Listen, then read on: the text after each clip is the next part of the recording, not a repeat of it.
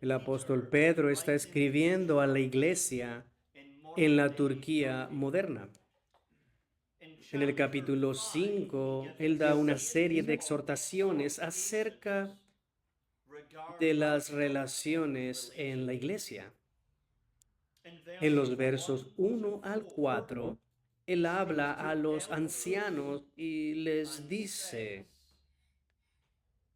alimenta al pueblo de Dios, no te enseñorees de ellos, sino sed ejemplo a las ovejas.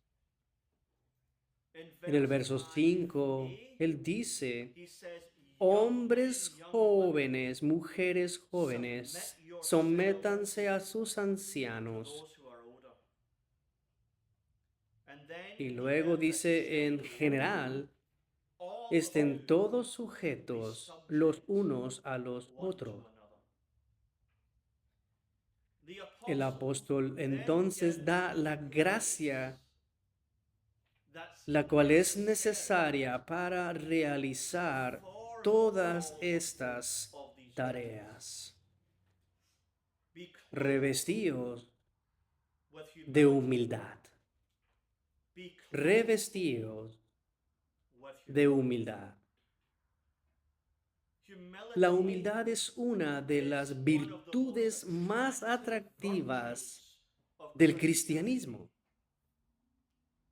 Y esto es así porque la humildad es simplemente la belleza de la semejanza y mansedumbre de Cristo.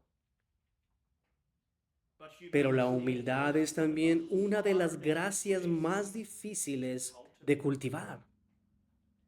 Es muy difícil porque lo opuesto a la humildad es el orgullo.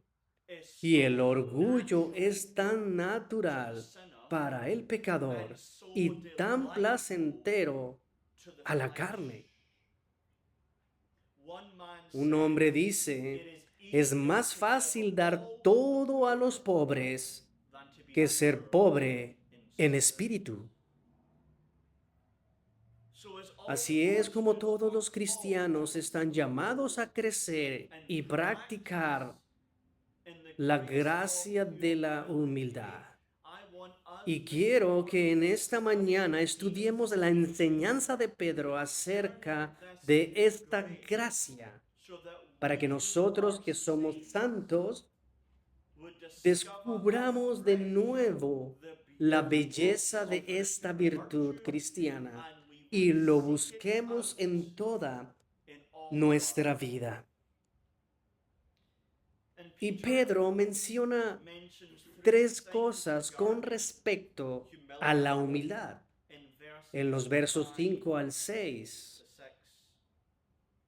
Número 1, la vestidura de la humildad. Número 2, el enemigo de la humildad. Y número 3, la obra de la humildad. Número 1, la vestidura de la humildad. Verso 5, revestidos de humildad. ¿Qué es la humildad? La palabra nos comunica bajeza, humillación, vacuidad, pobreza. La humildad es la semejanza de Cristo, el fundamento de la gracia, donde el corazón es sensiblemente humillado con una opinión baja de sí mismo, con una profunda indignidad ante Dios, y está adornado con un juicio preciso y modesto de sí mismo, un deseo de nunca ser elevado y una voluntad de valorar primero a los demás. La humildad es simplemente Cristo dentro de nosotros. Todo lo que alguna vez poseemos, cada gracia, cada fruto del Espíritu, cada virtud, fluye y emana de Jesucristo. Cuando Pablo describió la humildad en Filipenses 2, él dice que debemos tener la mente de Cristo. Piensa en nuestro Señor y Salvador. Él es Dios. Porque así dijo el alto y sublime, el que habita en la eternidad y cuyo nombre es el Santo. Yo habito en la altura y la santidad. Él es tan grande que nada ni nadie puede compararse con él. Isaías 46:5. ¿A quién me asemejáis y me igualáis y me compararéis para que seamos semejantes? Él es Dios, Él es el creador, Él es hacedor del cielo y de la tierra. Él es el ser más excelente de todos. Él es digno de toda alabanza, honor, estima, poder, fuerza. Él es digno de toda tu vida.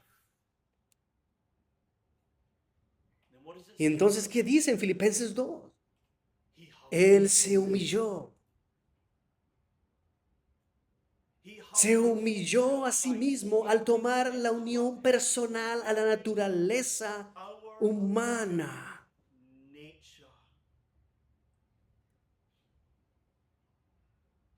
Él no vino y dijo, voy a tomar una naturaleza humana sin limitaciones, sin debilidades y sin dolencias. ¿Qué dice Romanos 8:3? Él vino en semejanza de carne, de pecado. Cristo tomaría sin pecado todas las debilidades de la naturaleza humana, las cuales vinieron después de la caída. Un Dios que no puede dormir, ahora duerme. El Dios que no necesita bebida ni comida para mantenerse, se sustenta con comida y bebida. El Dios que sustenta todas las cosas por la palabra de su poder es sostenido por su propia madre. Él es el dador de la ley y se humilla a sí mismo y buscó venir al templo y hacer preguntas a los maestros de la ley sobre la ley para aprender y crecer. Él es santo, santo, santo. Y entre los serafines que son sin pecado, se cubren a sí mismos por la belleza y el esplendor de la santidad divina.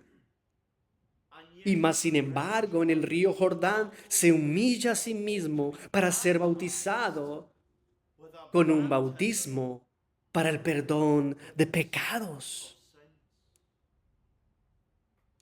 Él es el Dios que posee todo el universo.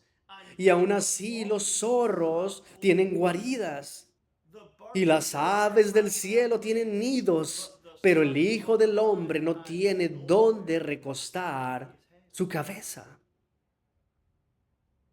Él es el objeto de maravilla y gloria.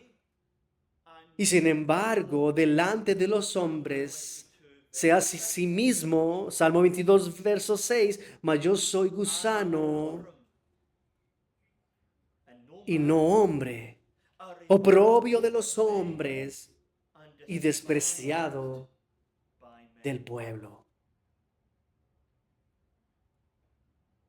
Él es tan humilde, Él se baja voluntariamente y pone su rostro para que el hombre literalmente le escupa en la cara, lo abofetee y se burle. Si eres un profeta, di, ¿quién te pegó? Él es el Dios bendito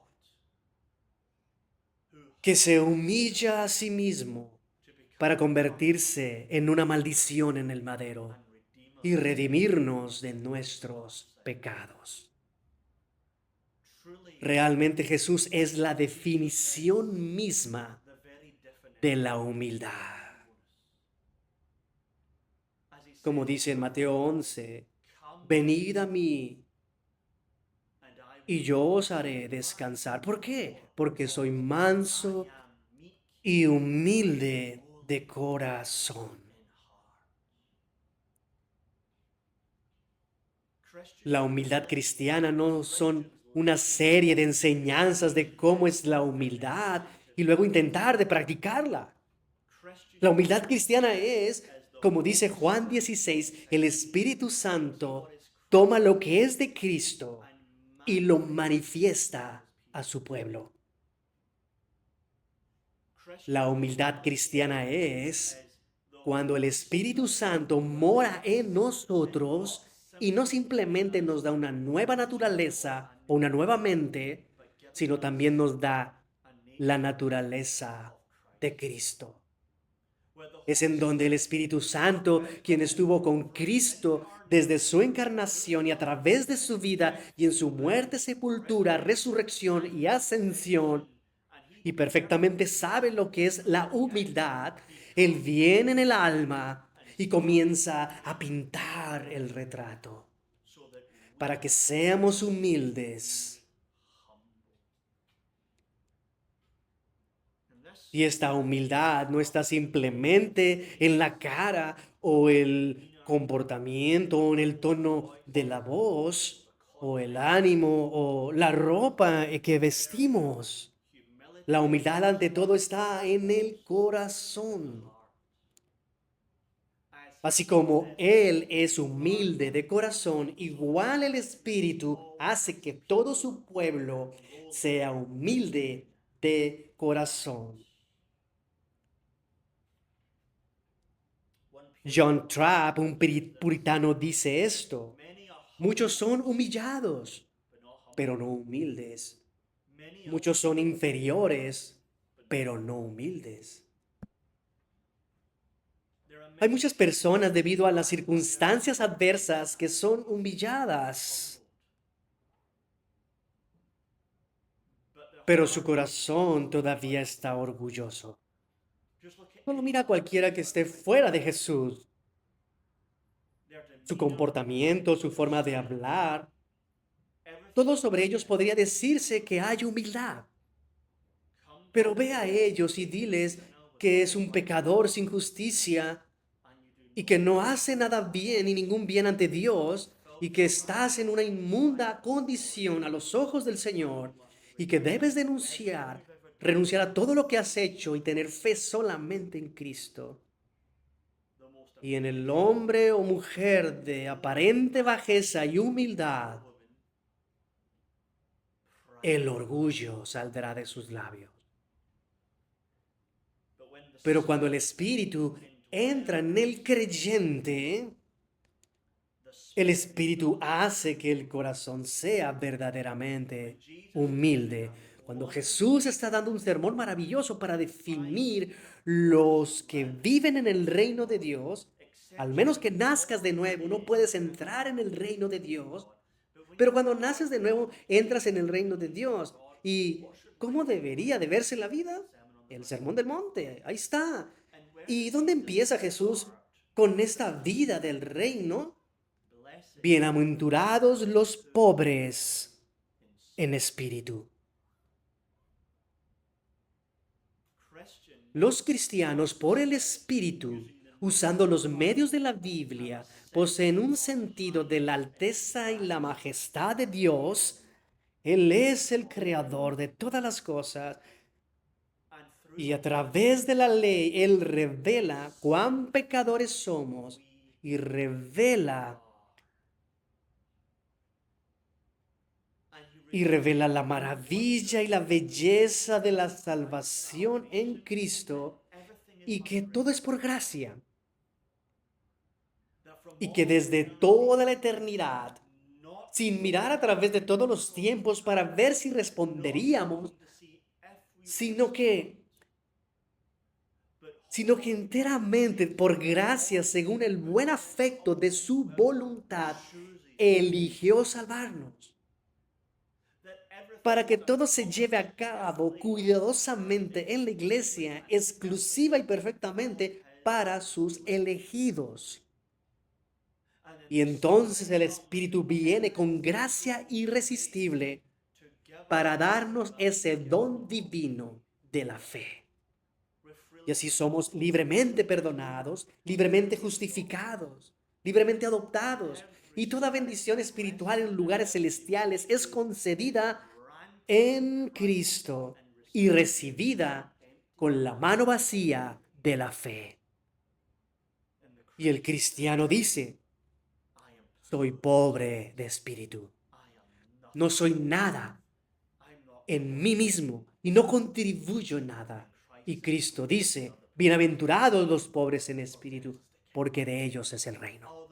Todo lo que tengo es gratuito e inmerecidamente tuyo. Y el corazón está bajo y vaciado de sí mismo, sin confianza en sí mismo, sin autoestima, sin autoelogios, sin autocompasión, vaciado de sí mismo y lleno de la gloria de Dios en Cristo Jesús.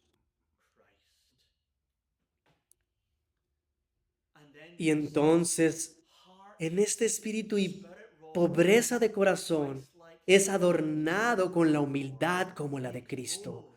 Revestíos de humildad.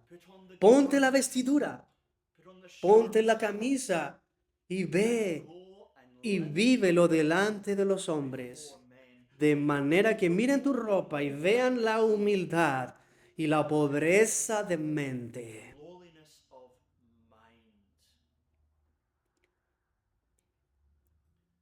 Salmo 149, verso 4. Porque Jehová se complace en su pueblo, hermoseará a los humildes. Mansedumbre, bajeza, autoanulación. La humillación agrada a Dios y también agrada a los hombres. Y si alguno cree que es humilde, porque son humildes ante Dios, pero sus acciones, su hablar y su vida no se ajustan a la humildad, la realidad es que no son humildes.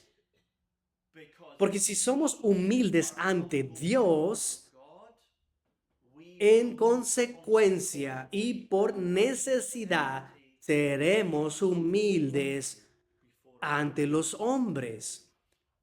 Thomas Charles, un predicador galés muy conocido del siglo XVIII y principios del siglo XIX, dice: todas esas gracias, las cuales actúan más inmediatamente hacia Dios en Cristo, estarán acompañadas con aquellas gracias correspondientes que fluyen en nuestra conducta hacia los hombres.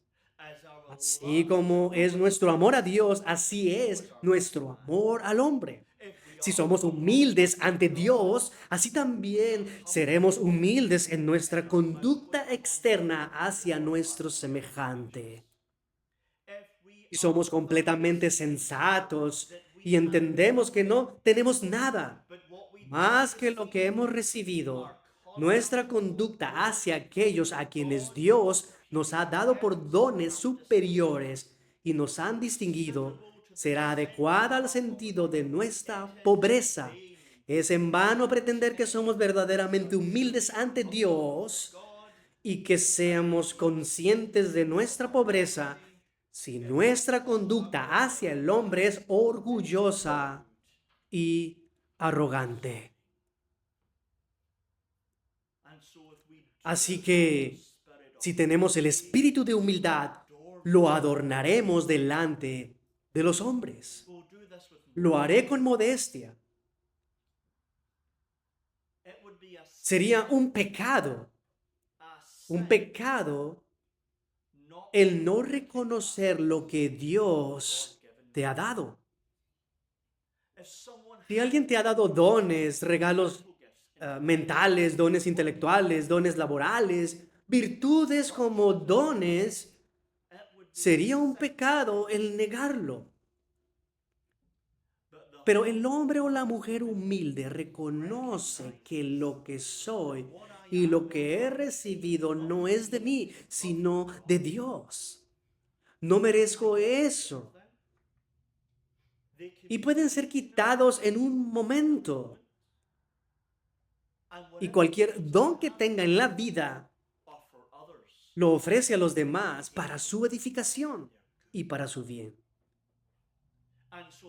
Y así, por eso, el adorno de la humildad no es ignorar los dones particulares o providencias, sino reconocer que son dones y no buscar recibir elogios o alabanza por ellos. Tal vez otros te elogien, pero tú no deseas la alabanza de los hombres por ello. Esto es así porque como eres humilde, estimarás a los demás más que a ti mismo. Filipenses 2, versos 3 al 5, nada hagáis por contienda, por vanagloria, antes bien, con humildad, estimando cada uno de los demás como superiores a sí mismo, no mirando a cada uno por lo suyo, sino cada cual también por lo de los otros. Haya pues en vosotros este sentir que hubo también en Cristo Jesús. La humildad es el olvido de uno mismo. Es estimar a los demás mejores que a nosotros mismos. Es un deseo por los demás antes que por uno mismo. La humildad tiene respeto por los demás y se olvida de sí mismo. Esta es entonces la vestimenta de la humildad. Es la belleza de la mente de Cristo y semejanza de Cristo. Y es la vestidura de cada santo que está en Jesucristo por la morada del Espíritu Santo. Pero tenemos que cultivar esta gracia, al igual que el amor, la paciencia o el gozo. Todos estos son dones del Espíritu en nosotros, pero se cultivan. Y el apóstol Pedro comienza ese cultivo de manera negativa, como una advertencia. Revestidos de humildad, porque Dios resiste a los soberbios y da gracia a los humildes. Las advertencias son buenas. Es por el amor a un niño que le adviertes que no meta los dedos en el contacto de electricidad. Las advertencias son buenas. No salgas corriendo solo por la puerta principal. No vayas a ningún lado por tu propia cuenta. No corras ni juegues en la calle. Te lo advierto. Si eso pasa, quizás tenga que disciplinarte. Te advierto que si eso pasa, te puede atropellar un automóvil. Y así Jesucristo, cuando quiere que crezcamos en el reino de Dios, a veces da promesas y ánimos y otras veces da advertencias. Por ejemplo, en Mateo 5, Él no quiere que nos enojemos injustamente con otras personas. Y de esta manera nos advierte. Mateo 5:22. Pero yo os digo que cualquiera que se enoje sin razón contra su hermano será culpable del juicio. Y cualquiera que le diga a su hermano Raca será culpable delante del concilio. Y cualquiera que le diga necio será culpable del fuego del infierno. O en el verso 29, y si tu ojo derecho te es ocasión de caer, sácalo y échalo de ti, porque te es mejor que se pierda uno de tus miembros y que no todo tu cuerpo sea echado al infierno. Así es que Jesús usa advertencias, de manera que el cristiano dice, no quiero tener nada que ver con eso. Yo solo te deseo a ti, Jesús, y lo que enseñas positivamente. Y así Pedro, como apóstol de Jesús, da una advertencia. Revestidos de humildad, porque Dios resiste a los soberbios y da gracia a los humildes. Esta es una cita de Proverbios 3:34. En el hebreo es el Señor desprecia al escarnecedor, pero da gracia a los humildes. Pero aquí esta es una cita del griego y simplemente está diciendo que Dios odia el orgullo. Si somos todo menos humildes, Dios odia esa postura. Él la resiste, se opone, es hostil a ello. Proverbios 6:16. 6 cosas aborrece Jehová y aún 7 abomina su alma. ¿Y cuál es la primera en la lista? Los ojos altivos. Dios odia el orgullo. ¿Por qué? Porque Él es Dios y no hay otro. Y no compartirá su gloria con ningún otro. Y por eso odia el orgullo. Y aun aquellos cristianos que actúan con orgullo, Él restringirá su gracia hasta que uno sea humillado. Ahora bien, ¿qué es este orgullo que Dios odia? ¿Qué es la humildad? Significa bajeza. El orgullo significa levantarse, parar, exaltar el yo. El orgullo es el pecado del corazón que toma para sí lo que no le pertenece. El orgullo se exalta a sí mismo y busca el honor, la alabanza y el servicio de los hombres. El puritano Richard Baxter nos ayuda y aquí están algunos elementos acerca del orgullo. Nuestra voluntad de ser superiores o más grandes que lo que Dios quiere que seamos, una sobrevaloración de nosotros mismos o considerarnos mayores, más sabios o mejores de lo que realmente somos. Un deseo de que los demás piensen que nosotros y que hablen de nosotros y utilizarnos de una manera más sabia o mejor de lo que somos. Un esfuerzo de intentar elevarnos por encima del lugar que nos corresponde o ser sobrevalorados por otros. Es una ostentación de nuestra autoestima en signos externos como el hablar o el actuar. Es el yo mismo y el yo del pecado. Y es pecado contra toda la ley. La ley dice ama a Dios. Y el orgullo es amor propio. Ama al prójimo como a ti mismo. Y el orgullo es que mi prójimo me ame a mí más. No tendrás dioses ajenos delante de mí.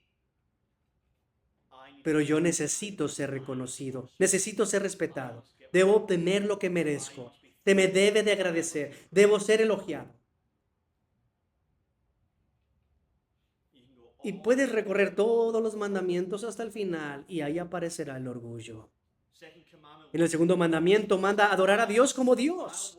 El orgullo dice, adoraré a Dios como yo imagino y deseo. Porque si a mí me gusta algo en la adoración, Dios también le debe de gustar. El orgullo en la adoración. No tomarás el nombre del Señor, tu Dios, en vano. Bueno, yo soy muy importante y puedo tomar el nombre del Señor en vano y no le importará. Acuérdate del día de reposo para santificarlo, pero necesito el día para hacer lo que disfruto y necesito. Yo elijo a dónde ir y qué hacer. Honra a tu padre y a tu madre. ¿Quiénes son papá y mamá? Son una generación antigua. ¿Cómo saben ellos lo que está bien y lo que está mal? Ellos no me entienden. Una y otra vez el orgullo. Piensa por un momento, ¿dónde fue que inició el orgullo? Con el diablo mismo. Primera de Timoteo 3 advierte a los hombres cristianos, jóvenes en la fe, que no deben ser considerados para ser ancianos. ¿Y por qué? Para que no caigan en la condenación del diablo. ¿Y cuál es? El orgullo. Él no estaba satisfecho con ser un ángel en el cielo, en la presencia de Dios, haciendo su voluntad. Él quería ser el Dios de este mundo. Y así su orgullo se rebeló contra Dios y luego vino a Adán y le dijo, come el fruto y serás como Dios. El orgullo.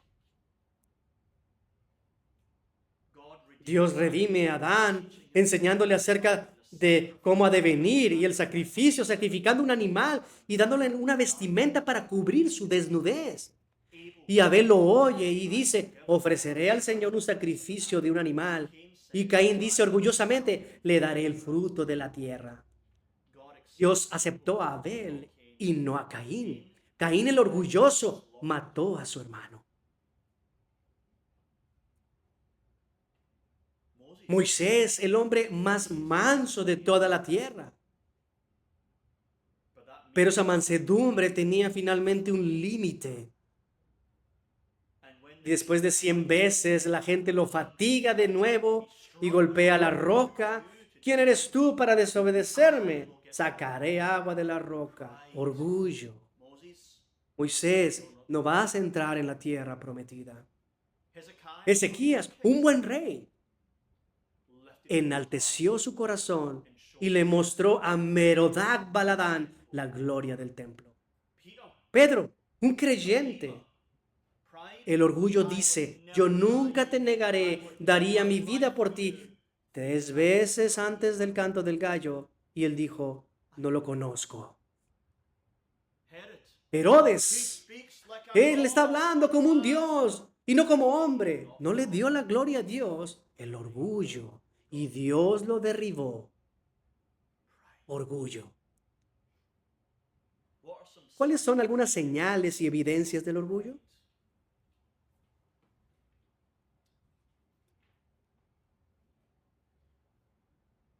No estás dispuesto a entregar toda tu vida por Jesús. Estás dispuesto a entregar parte de tu vida por Jesús, pero no toda tu vida. Quieres vivir tu vida según tu horario, tus horas de comer, tus placeres, y tal vez venir a la iglesia, tal vez leer tu Biblia, pero reteniéndole cosas a Él.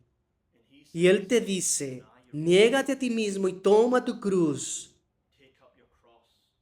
Crucifícate a ti mismo y sígueme. Jóvenes están convertidos así. Los jóvenes no dejarán todo por Jesús. No renunciarán a sus amigos o tal vez a los entretenimientos o cualquier cosa en su vida. ¿Es Jesús o las cosas? Las cosas ganan. Y tristemente el creyente a veces también puede ser así. O caemos en la idolatría. Y no renunciamos a ese pecado tan querido. No renunciamos a nada en nuestras vidas. Eso nos está alejando de Jesús. Y es la fuente que alimenta el orgullo. Buscar el estatus en la iglesia. Buscar la importancia en la iglesia. Recuerda a los discípulos. A menudo debatían quién era el mejor. ¿Quién es el más grande? Y vienen a Jesús y Santiago y Juan y hacen que su madre vaya a Jesús y le diga, cuando vengas en tu gloria, ¿pueden mis 2 hijos sentarse contigo a la izquierda y el otro a la derecha? Orgullo. ¿Pero qué dijo Jesús? Los primeros serán los últimos y los últimos serán los primeros. Orgullo. En Mateo 23, los fariseos quieren tener la preeminencia en la iglesia, la autoridad y el poder. Y Jesús dice, cualquiera que se enaltece será humillado, y el que se humilla será enaltecido. Así buscando poder y autoridad, estatus y una posición, los aplausos, influencia en la iglesia, de manera que tú recibas el agradecimiento, para recibir el elogio, para retener tú el respeto, para tener el honor, orgullo. Tú realmente crees que eres mejor que otras personas, orgullo. Tú en serio crees que eres mejor persona y miras a la gente con sentido profundo y crees que eres mejor y dices, yo nunca haría eso. Eso es farisaico. Te doy gracias, oh Dios, porque no soy como este publicano. Doy gracias al Señor que no soy como esa mujer o ese hombre de allá afuera. Doy gracias a Dios por no ser como esto o aquello. Orgullo. ¿Acaso no sabéis que si la gracia de Dios no te ha restringido o darte santidad, serías igual o peor que cualquiera? Cualquiera que no se vea verdaderamente a sí mismo como el peor de los pecadores es orgulloso,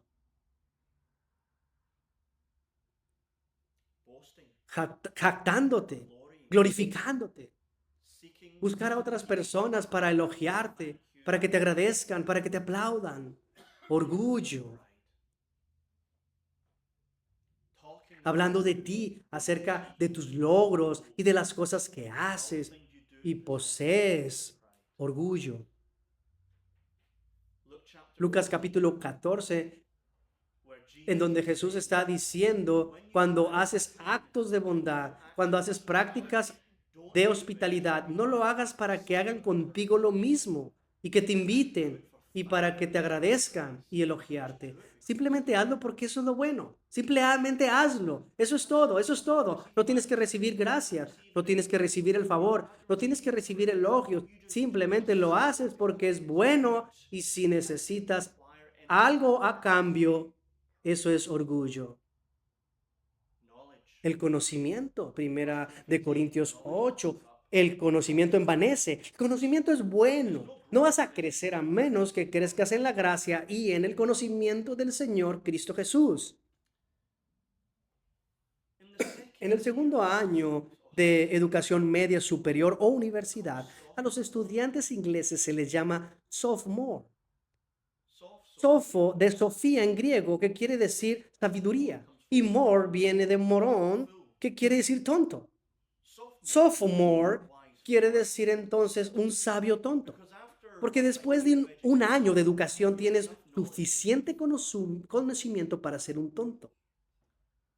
Y en la iglesia de Jesucristo hay muchos estudiantes espirituales de segundo año. Ellos han leído a Chanrock, han leído a Owen, han leído a Rutherford, han leído a Calvino, han leído a Agustín. Y son estudiantes de segundo año. Y no entienden las respuestas nuevas. Sophomore. Alguien como yo, a quien le encanta leer. Alguien como yo, a quien le gusta meterse en la reforma escolástica.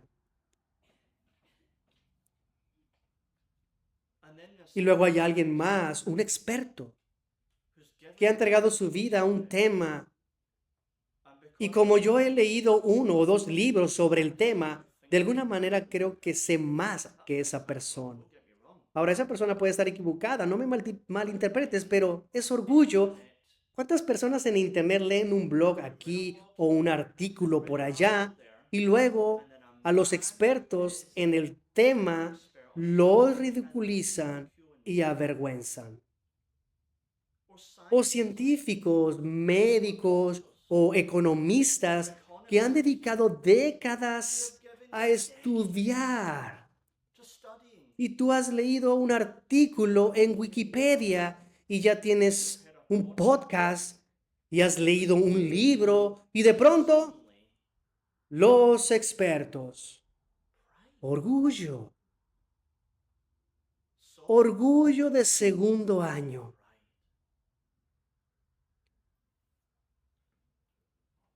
Actuando en contra de 1 Corintios 13.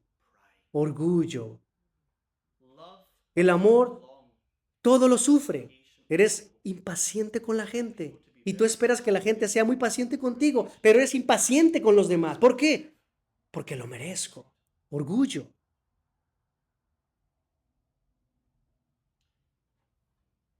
El amor es amable, pero tú eres mezquino y cruel, tacaño con otras personas. Pero crees que la gente debería ser muy generosa contigo. Orgullo. El amor no tiene envidia, pero ahí estás tú en tu corazón secretamente envidiando, teniendo celos, avaricia, codiciando lo que otras personas tienen. ¿Por qué? Porque yo me lo merezco. Orgullo. El amor nos irrita. Eres muy sensible y te ofendes fácilmente. Es un signo de orgullo. Orgullo. El amor es benigno. Cuando ves a alguien, ¿asumes motivos equivocados? Orgullo. Cuando escuchas algo de alguien y tu respuesta instantánea es culpable. Sí, absolutamente, sé que eso es así. Orgullo. El amor no se goza de la injusticia. ¿Te deleitas cuando otros cristianos, políticos o celebridades pecan? La plática del día, el tema a platicar. ¿Por qué? Por el orgullo. El amor todo lo soporta. Cuando no puedes cubrir una multitud de pecados, orgullo.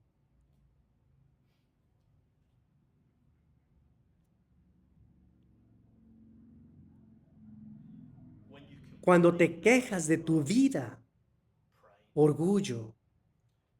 Job 6:2. Oh, si pesaran justamente mi queja y mi tormento y se alzaran igualmente en balanza. La autocompasión es orgullo. La mentalidad de víctima es orgullo. Hablando todo el tiempo de tus circunstancias, aflicciones y sufrimientos. Eso es orgullo. Identificándote a ti mismo con algún pecado o debilidad, enfermedad, aflicción o sufrimiento, identificándote con esas cosas es orgullo. 1 Corintios 10:10. Ni murmuréis, como también algunos de ellos murmuraron y perecieron por el destructor. La autocompasión, la mentalidad de víctima, siempre hablando del pasado, siempre hablando de nuestras debilidades, siempre hablando de nuestros sufrimientos. Orgullo.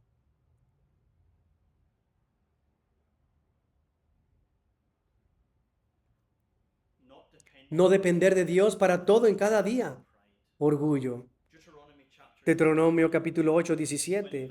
Y digas en tu corazón, mi poder y mi fuerza de mi mano me han traído esta riqueza.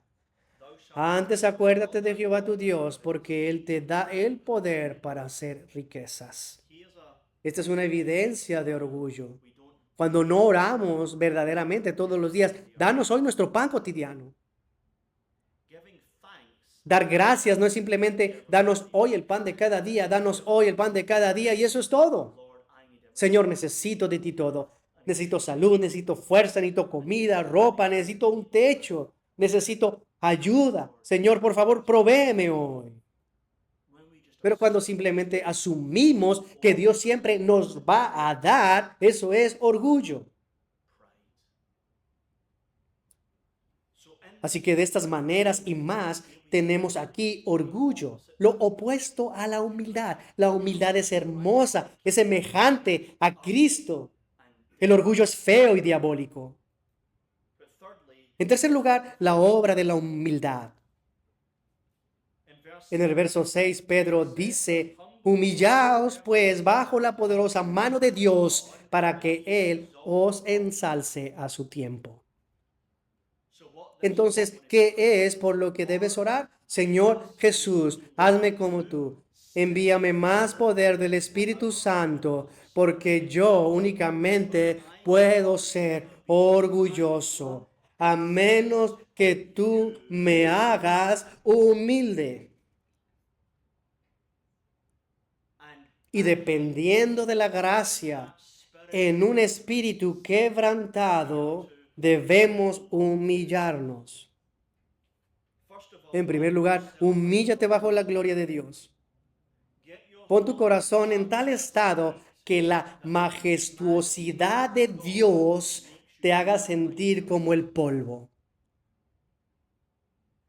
Medita en tu corazón en aquel que es alto y sublime, hasta que en tu alma estés pequeño, pequeño y pequeño.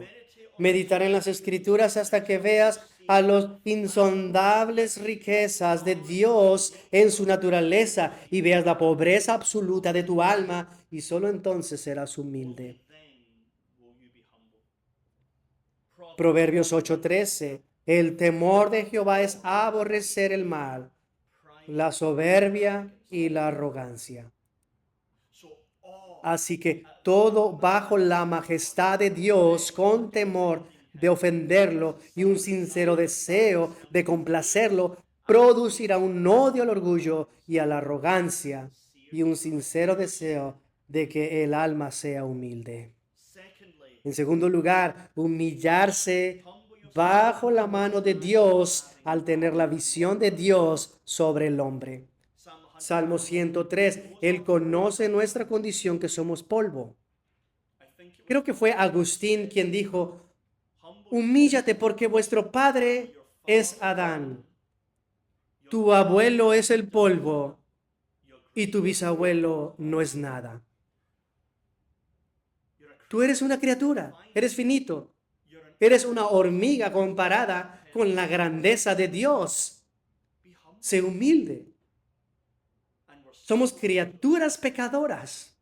Jesús le dice a la iglesia de la Odisea en Apocalipsis 3:17, porque tú dices, yo soy rico y me he enriquecido y de ninguna cosa tengo necesidad, y no sabes que tú eres un desventurado y miserable y pobre y ciego y desnudo.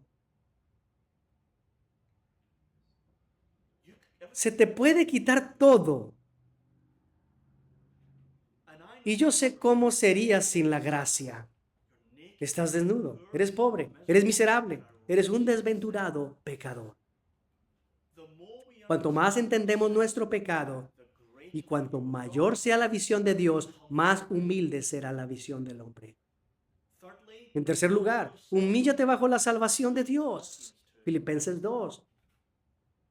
Tener la mente de Cristo al contemplar a aquel que no estimó el ser igual a Dios como cosa a que aferrarse, sino que se humilló y fue a la cruz.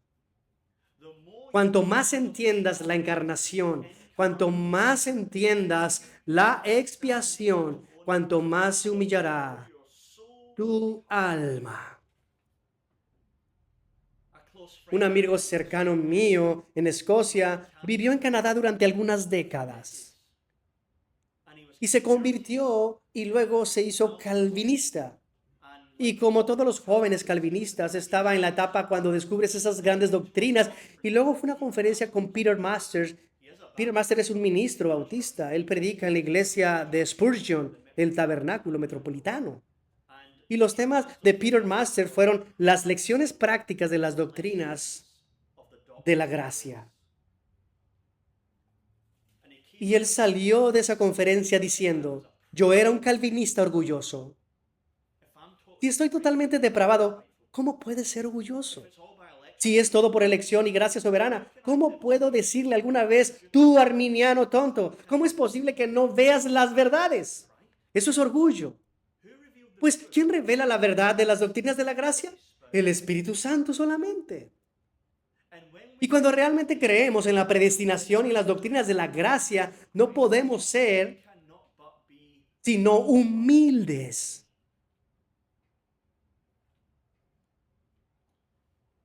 Humíllate a ti mismo bajo los dones de Dios. Santiago 1:17 es verdad. Toda buena dádiva y todo don perfecto es de lo alto. Entonces, sé humilde. 1 Corintios 4:7. Porque ¿quién te distingue? ¿O qué tienes que no hayas recibido? Y si lo recibiste, ¿por qué te glorías como si no lo hubieras recibido?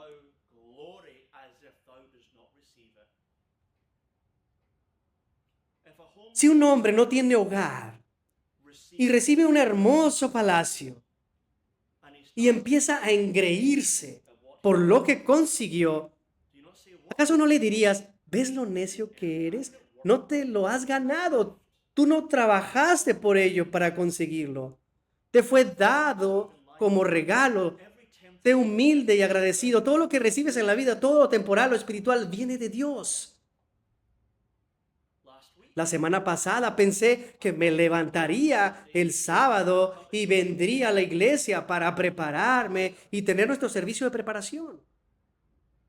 Y como tú ya lo sabes, no podía ver. Se me fue quitada la vista. Recuerdo haber estado enfermo el año pasado y ni siquiera podía tomar un simple sorbo de agua. Y se nos puede quitar todo a todos. Podemos perder nuestros hogares. Podrías estar desempleado el lunes por la mañana. Los tornados llegan por aquí y todo lo que posees se ha ido. Todo lo que recibimos es un regalo. Sea agradecido, sea humilde. No confíes en ello, no te jactes de ello. Es un don y sirve a los demás. Sirve a los demás. ¿Cómo les puedo servir sin buscar acción de gracias? ¿Cómo puedo usar lo que tengo para ayudar a otros y que nunca se me agradezca ni elogie? Ahora bien, si recibes algo, es bueno dar agradecimientos. No me malinterpretes, pero el motivo debe ser simplemente servir a los demás. En todas estas maneras, brillaremos en Jesucristo. Vestiremos la vestidura de la humildad y será un testimonio brillante ante los hombres, porque no somos nosotros, es el Señor Jesús y su maravillosa gracia. La humildad es una de las virtudes más atractivas y es una de las más difíciles de cultivar. Pongámonos las vestiduras de la humildad. Vamos a orar.